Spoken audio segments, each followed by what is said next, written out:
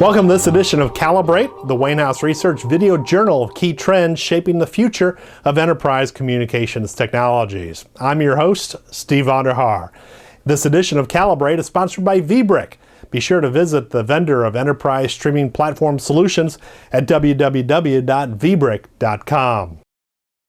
In this edition of Calibrate, we're taking a look at the overlapping worlds of traditional video conferencing and on-demand online video. In a survey of more than 1,000 corporate executives conducted by Wainhouse Research in the fourth quarter 2013, we asked executives to estimate the frequency with which they participate in traditional video conference events and how frequently they view on-demand online video clips via their PC. There's significant correlation in adoption patterns for traditional video conferencing and on-demand online video. In short, those who use video conferencing a lot also very interested in watching on-demand online video clips. As we see here at the top of the slide, segmenting the results based on the frequency of participation in video conferences.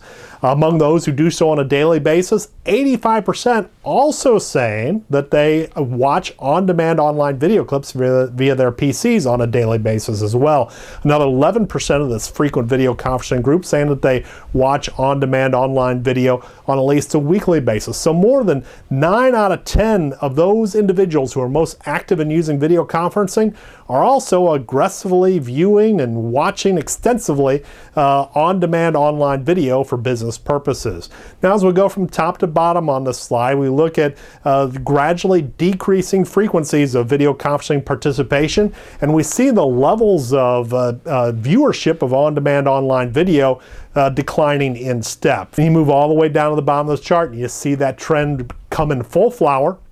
Among those who never use video conferencing, only 1% say that they watch on-demand online videos via their PC on a daily basis. Another 4% saying that they do so weekly. So you put this together and you see a strong correlation between video adoption patterns. It doesn't matter whether it's video conferencing, it doesn't matter whether it's online video.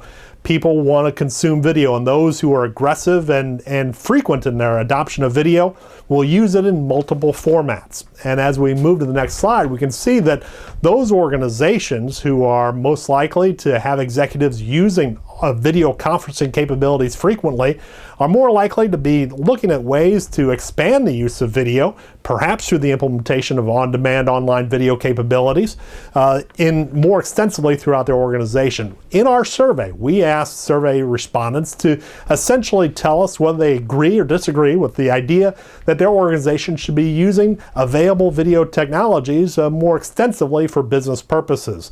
On this chart, we see that among those who use video conferencing in a traditional manner on a daily basis, 58% say they strongly agree with the idea of added video capabilities within their organization. 37% saying they somewhat agree with this notion. So you have more than 9 out of 10 respondents at this level, those who use video conferencing on a daily basis, saying that their organization should leverage available video technologies more extensively for business communications. But if you don't use video conferencing, you don't recognize the power of video-enriched communications, at the bottom of this chart we see that those who never use video conferencing, only 12% say they strongly agree with the idea of using video more extensively within their organization. 41% saying they somewhat agree with this idea. The key takeaway from these survey results for corporate end users is pretty clear. Video does not live in a vacuum in the enterprise. Once you introduce a technology like video conferencing in day-to-day business activities, it's like letting a genie out of the bottle.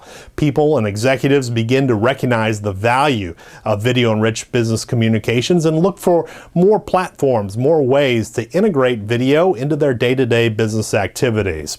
The implications for organizations using video conferencing extensively is that really video conferencing is only the beginning of the video journey, not the end. Look for more platforms, more applications that extend the reach and capabilities of video into more corners of your day-to-day business activities. Our thanks to our sponsor, vBrick. Be sure to visit them at www.vbrick.com.